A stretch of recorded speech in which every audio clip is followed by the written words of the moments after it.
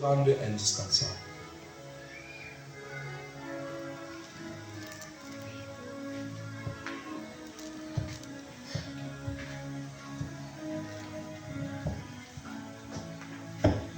Pourquoi là vous voulez vous marier? Écoutez-moi très bien.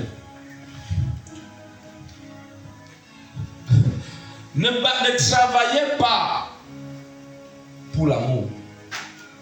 Travaillez pour les valeurs. Je vais m'expliquer.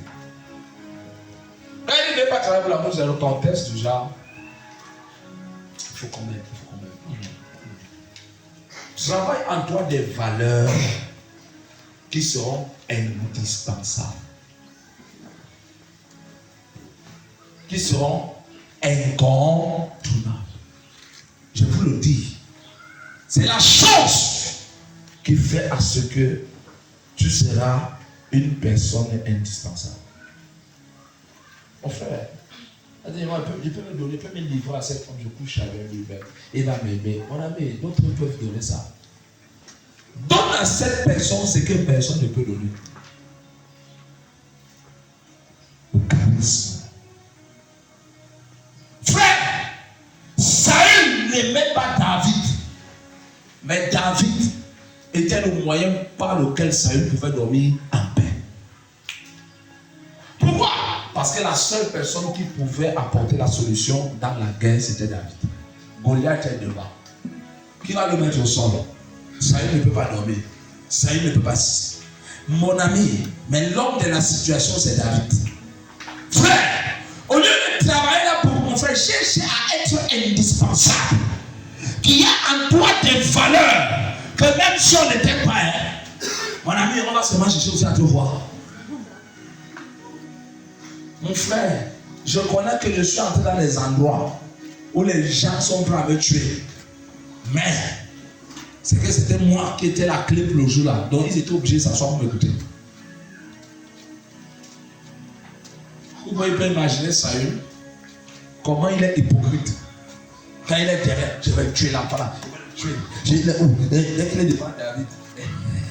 Mon fils, comment tu vas? Un roi devenu hypocrite devant un simple berger.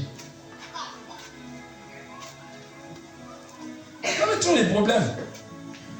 Développe en toi des attitudes. Fais le bilan de ta vie. Vois ce qui manque. Travaille ça. On ne va pas. On va te voir qu'il y a quoi sur toi qu'on doit voir. Listen to me. People will look you up. What do you carry? Qu'est-ce que tu portes? On ne va pas ma greffe si. Allez ça, on voit sur le marché tous les jours. On ne voit pas mon habit chez les tailleurs exposer ça dans leurs ateliers.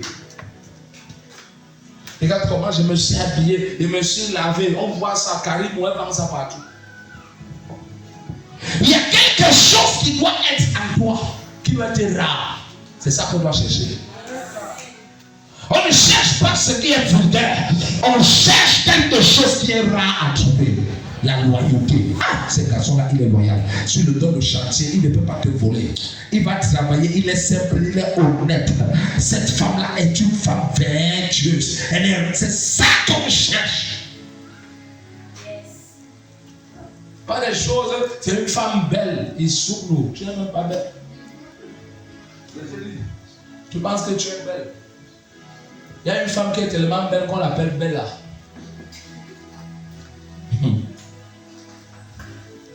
Mon ami, tu penses que tu es belle? On va te montrer des personnes que tous les jours, ils transforment leur beauté pour devenir encore plus belles, pour devenir des déesses. La chirurgie esthétique veut seulement la mort.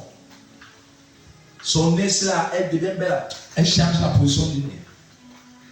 Tu dis que non, le nez là, c'est trop vulgaire. Même comme elle était belle avec ça, change encore mon nez là. On soit nez comme ça là. Elle change les oreilles.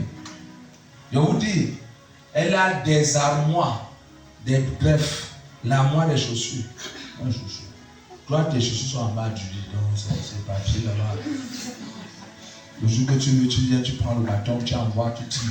Parce que la souris, en jouant, a poussé ça.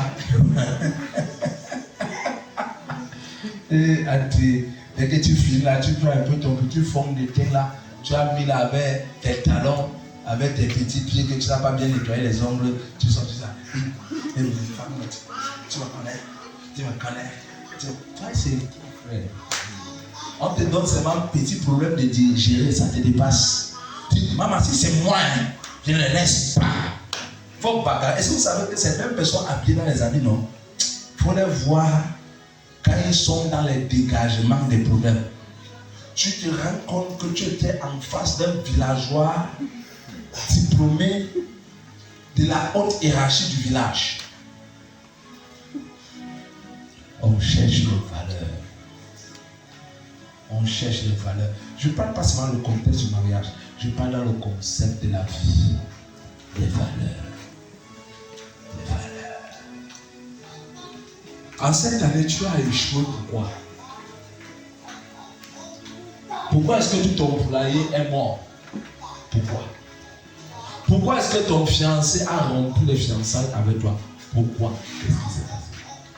Pourquoi est-ce que tu n'as pas terminé la maison que tu construisais? Pourquoi? Pourquoi? Pourquoi? C'est la question que tu dois te poser. Vous savez, hein, excusez-moi, j'ai souvent amené cette église dans un sens où l'esprit doit grandir. Et là, il peut rester. Je ne comprends pas pourquoi est-ce que. Je ne comprends pas pourquoi est-ce que. Je ne comprends pas pourquoi est-ce que. Vraiment, il faut passer de voir. Tu n'es pas conscient que sur la terre, c'est Satan qui règne. Et que tu habites là où il y a les esprits sataniques. Tu poses encore pourquoi la question de quoi? Au lieu de te plaindre, essaye de voir quelle est l'attitude que tu dois développer pour avoir le dessus. That is all. C'est tout. Quelle est l'attitude à développer? Nous avons passé tout 2023 là. Janvier, février, mars, avril, mai, juin, juillet, septembre, octobre, août, septembre, octobre, novembre. Voilà décembre. Bon, maintenant, toutes les saisons de cette année, on a vu. Qu'est-ce que nous avons bénéficié? Tu vois, seulement dans les témoins bizarres. L'année, c'était malade. C'est-à-dire, ce qui m'est arrivé dans l'année, c'est là, j'ai failli mourir. Bon, maintenant, tu étais malade, tu as le paludisme. Qu'est-ce qui t'a donné le paludisme? Il faut se te reprocher ta négligence quand tu dors. Parce que scientifiquement, le paludisme provient de quoi? De l'habitude des moustiques. C'est très simple, non? Est-ce qu'on comprend? Vraiment la typhoïde. Qu'est-ce qui t'a donné la typhoïde? La mauvaise eau. Qui ne sait pas ça? La mauvaise eau que tu bois, même dans les fruits, à ce qu'on appelle des vecteurs microbiens qui orchestrent la typhoïde. Il faut essayer de voir. Pourquoi est-ce qu'on m'a licencié? Vous savez la chose que je veux dire. Beaucoup de personnes, parfois, quand ils sont dans les problèmes, même pas dire le fond et la vérité. Ils montrent seulement l'effet de la colère d'une personne qui est en train de l'oppresser maintenant. Mais avant cette colère, qu'est-ce qui a provoqué la colère? Mon mari va abandonner. Il a fait quoi pour t'abandonner? Qu'est-ce que tu as fait? Parce qu'avant de vouloir accuser, il faudrait que nous essayions de regarder quel est le vecteur qui a provoqué toute cette réalité négative. Je vous interpelle, s'il vous plaît. Cette année qui est en train de... Cette semaine-ci, faisons le bilan de nos vies. Cette année-ci, je dois combien de personnes? J'ai fait le mal à combien de personnes? Et comment je suis conscient? J'ai blessé qui? Qui est-ce que je dois aller voir? Avec qui est-ce que je dois aller faire la paix? Quelle est l'opportunité que j'ai loupée? Parce que parfois, il y a des opportunités que nous loupons à cause de la négligence. Il n'y a pas quelque chose qu'on va parler aujourd'hui que je n'ai pas encore parlé. Mais permettez-moi de vous dire, faisons le bilan. Faisons un peu le bilan. Depuis que je vis comme ça, là, qu'est-ce que j'ai gagné? Depuis que je marche avec tel en cette année, quel est le profit?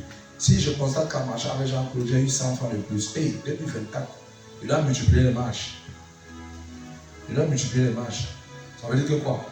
Si en marchant avec lui en cette année, c'est vraiment 3 fois, j'ai eu 100 francs. Mais il faut que je multiplie. Parce qu'en marchant avec lui, j'ai un gain. Mais en marchant avec peut-être Bernard, j'ai eu moins 100 francs. Vous comprenez ce que j'ai en train de dire? Donc ça veut dire que je perds. Je ne gagne. Non, il commence à fuir là. Okay. Donc pour dire qu'il y a des personnes que tu dois mettre un terme dans votre relation. La relation, ce n'est pas le fait d'un couple, je parle le relationnel. Écoutez-moi très bien aujourd'hui. La relation dans le sens propre, c'est le profit.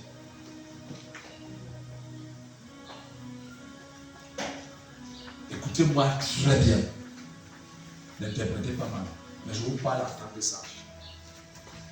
Une relation qui n'était pas profitable, n'était pas utile et ne te sert à rien. Ça te ralentit plutôt l'avancement. Parce que pas de relation, ce n'est pas toujours un couple d'un homme et une femme. Je parle dans le sens de la généralité. Même lorsqu'un homme avait une femme, il faut que ça soit productif. Parce qu'un couple qui n'est pas productif, c'est la destruction fatale. Avant de me rencontrer, je produisais. Tu me rencontres, tu produis. Pourquoi est-ce que nous sommes maintenant, on arrive qu'il n'y a pas de production entre nous deux? C'est qu'il y a quelque chose de faux à l'intérieur. Mais on ne se sépare. Je suis clair dans ça. Je suis clair. Laissez un peu les faux trucs que les enfants, les associations des individus qui vivent dans la guerre et qui vivent dans les prisons. Tu es mon camarade, oui, je marche avec toi en cause. Mais je constate que c'est moi qui penche toujours pour venir à ton secours. Mais tu n'as jamais pensé venir à mon secours. Non, le jour-là, il faut qu'on arrête le contact. Bonjour, bonjour, bonsoir, bonsoir, amen, c'est tout. C'est tout. Regardez-moi, j'ai coupé les ponts avec plusieurs personnes et je me suis rendu compte que j'étais un esclave. Et depuis ce temps, je vis en paix et j'évolue. J'ai toujours évolué même étant avec eux. Mais c'est que je constate maintenant l'évolution parce que mes dépenses sont moins par rapport à lorsque j'étais avec eux. Parce que même étant avec eux, tu progresses, mais tu ne te rends pas compte parce que tu ne vois pas la somme de ce que tu as. Mais c'est quand tu te trouves seul et que tu vois que comme tu dépensais 100 francs peut-être sur X, tu ne dépenses plus 100 francs. Waouh! C'est là que tu te rends compte que tu évolues. Alors que tu évolues depuis.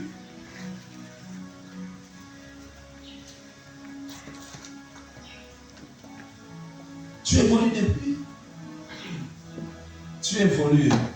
Faisons le bilan, frère.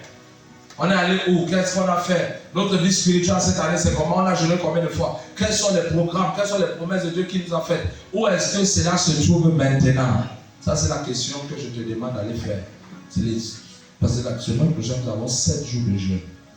Lundi, mardi, mercredi, jeudi, vendredi, samedi. Non, c'est 5 jours. Ça finit vendredi. Amen. 5 jours. La dernière fois, il y a mercredi. Comme ça. La ceinture, ça descend sans la ceinture. Parce que quelqu'un qui a la ceinture, il y a personne d'autre chose sur la ceinture. Dans tout petit pas, le dernier jour, ça fait, mais ça descend encore. Là, que je me rendais compte, mais j'avais plus le poids. Et quand il pensait que j'avais le poids, quand il voit mes petits frères, c'est comme si on ne peut pas me voir la sauce. Les gars sont gros frères, tout ils sont là. Mais.